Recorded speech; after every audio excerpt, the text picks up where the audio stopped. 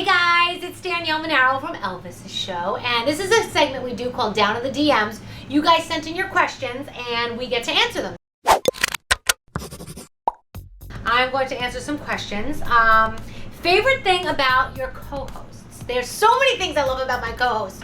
First of all, we all get along great, which we're very lucky because that doesn't happen all the time. We have so much fun together off the air as well as on the air. We're very supportive of each other. The girls honestly have a great bond.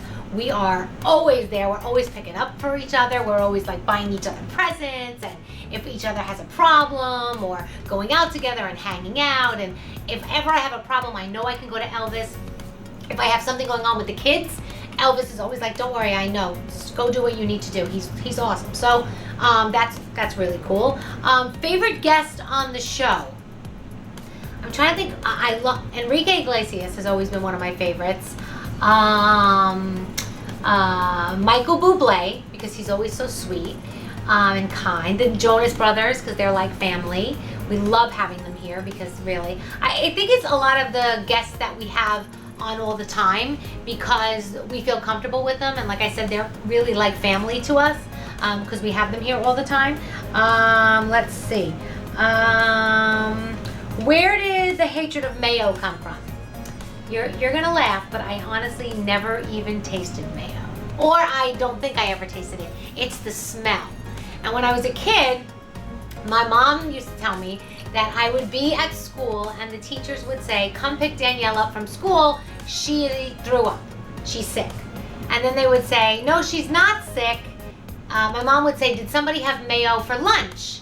And then they would find out, oh yeah, somebody had mayo, so they'd send me back to class because I would throw up from the smell of mayo. So yeah, it wasn't actually from, So it's probably all in my head because I like eggs and I like sour cream, I like stuff like that. It's just the smell of mayo, I can't get past it. And if I eat something and I like it, but then later on I find out that mayo is in it, I don't want it anymore.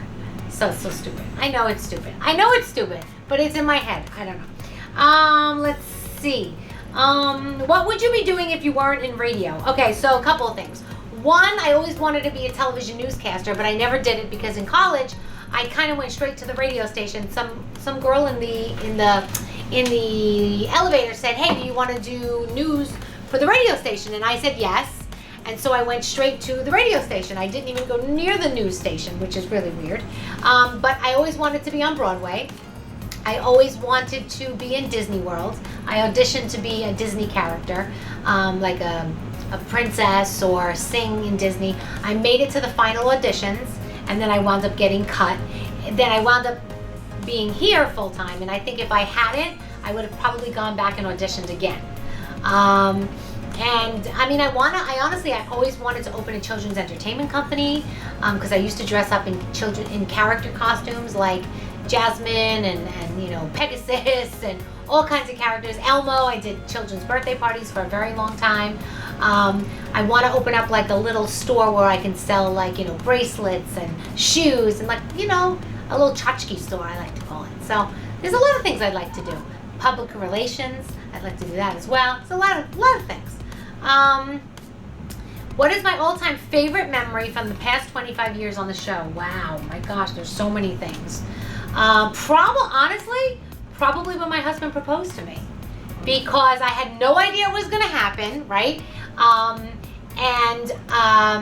Brody at the time was recording me on my own video camera. I had no idea it was my camera in the studio, but it was.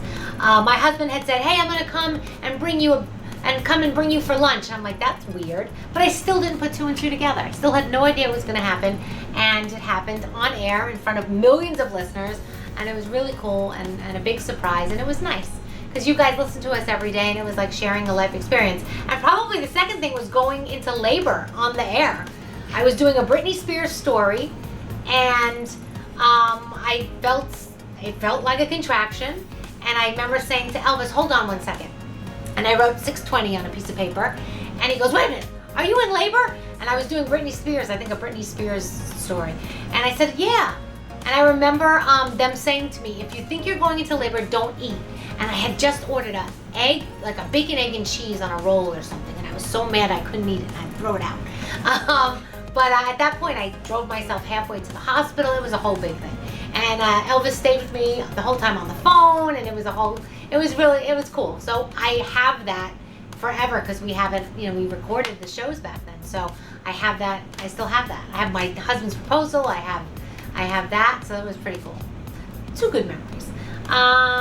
Let's see. What's your absolute favorite dessert? Oh, there are so many. But probably cheesecake. I love a good, but not like the Italian cheesecake with the ricotta cheese. I honestly like the American cheesecake the best. Plain cheesecake, nothing in it, so good. What is your favorite thing about Elvis? There's a million things I love about Elvis. He is so generous. One of the most generous people I know. He would do anything for anybody. When you hear him give away money on the air, like, oh, we're going to donate $10,000 to your cause, that's his own money. That's not the radio station's money. That's Elvis's money, so that's how generous he is. And like I said, anything I ever need or want, I can just go to him and say, hey, this is going on, and he understands, and he's my big brother, and he's just the sweetest, kindest person. So he's got a million great qualities. Does anyone else use your guys' studio after you go off air? We use it for production and stuff like that, but I think after that it's kind of, nobody really goes in there. What are you planning to do for your upcoming birthday in March? As of right now, with the coronavirus craziness, I was supposed to be at the iHeartRadio Music Awards. That's where we were supposed to be. We have decided not to go. So I will be here, and I'll probably be home with the family. Maybe we'll just watch a movie or something like that. As of right now, there are no plans. I'm going day by day right now with everything, so just to be safe. So that's what's going on there. So thank you guys.